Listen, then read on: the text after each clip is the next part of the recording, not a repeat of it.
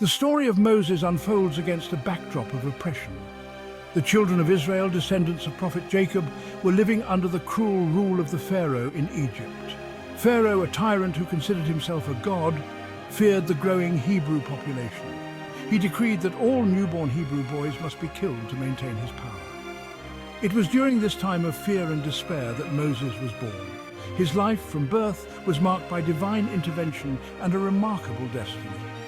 The Quran tells us that Moses' mother was divinely inspired to place him in a basket and set him adrift on the Nile River. This act of faith was an act of ultimate trust in God's protection. The Nile, a symbol of life in Egyptian culture, became the pathway for the infant Moses to reach safety and a most unlikely upbringing.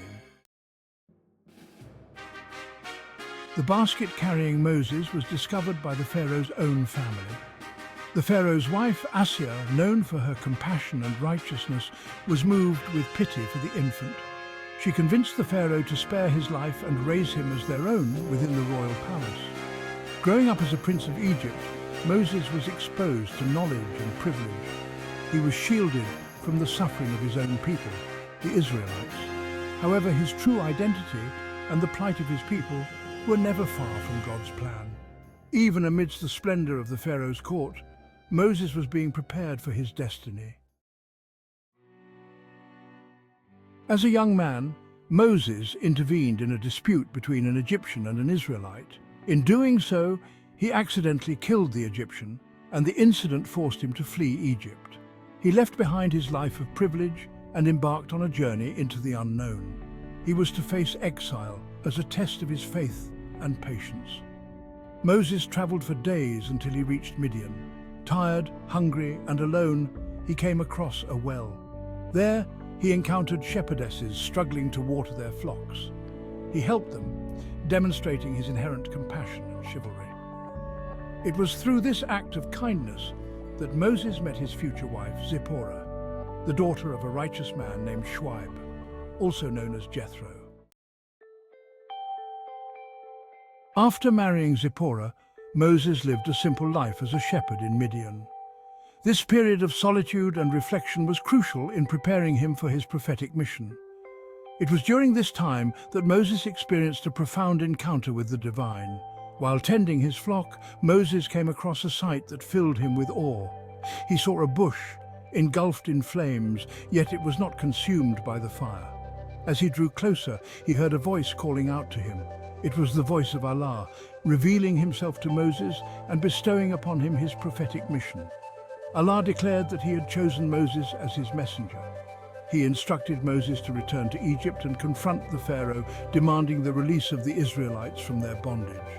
The burning bush, unconsumed by the flames, was a powerful symbol of God's divine presence and power. Armed with God's message and accompanied by his brother Aaron, Moses returned to Egypt. He stood before the Pharaoh, a man who considered himself a god, and challenged his authority. Moses conveyed Allah's message demanding that the Pharaoh release the Israelites from slavery. He warned of dire consequences if his demands were ignored. The Pharaoh, arrogant and dismissive, refused to acknowledge the one true God.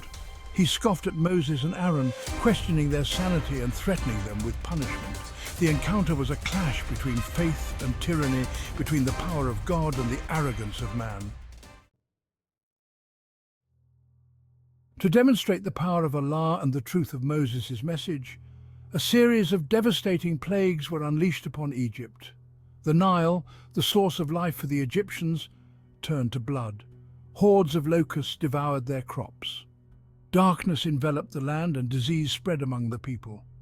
Each plague was a symbolic representation of the Pharaoh's transgressions and a warning to repent.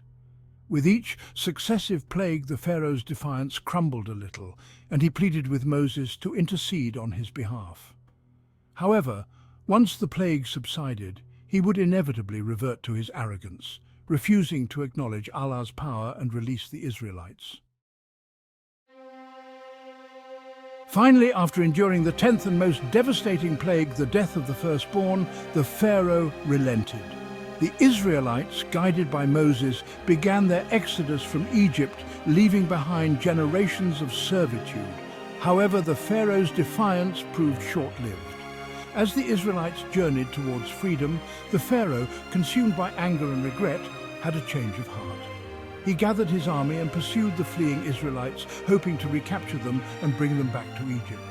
The Israelites, trapped between the approaching Egyptian army and the Red Sea, were terrified. In that moment of desperation, Moses, following God's command, struck the sea with his staff. The sea parted, creating a dry path for the Israelites to cross. The waters remained as walls on either side, allowing the Israelites to walk to safety. As the last of the Israelites reached the other side, the sea closed in on the pursuing Egyptian army, drowning the Pharaoh and his soldiers.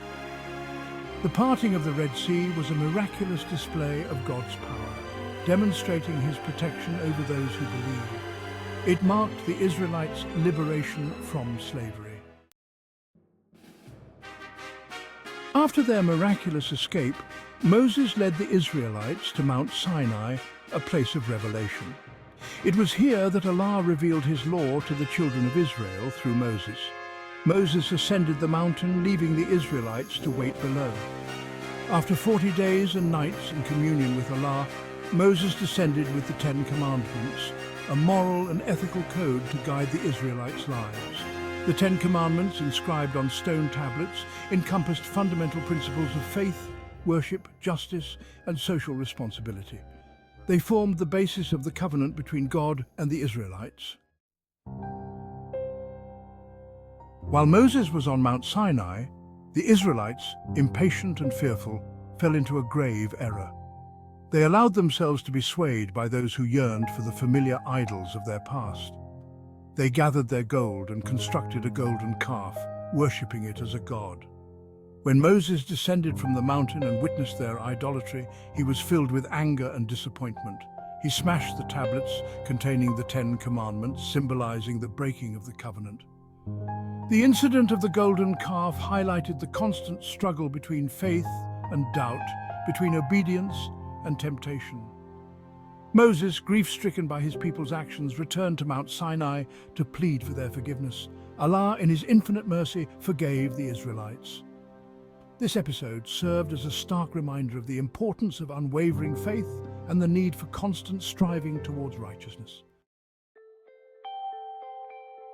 Moses continued to lead the Israelites for 40 years through the wilderness. He taught them the laws revealed by Allah and guided them towards the Promised Land. Although he was not destined to enter the Promised Land himself, his legacy lived on. Moses is revered in Islam as one of the greatest prophets, a man chosen by Allah to deliver his message and guide his people.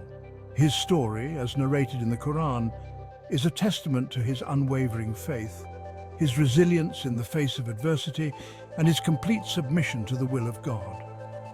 The story of Moses holds profound lessons for people of all faiths.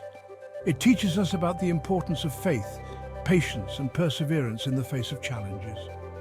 It reminds us that God's plan is always unfolding, even in the darkest of times. And it inspires us to strive for justice, righteousness, and compassion in our own lives.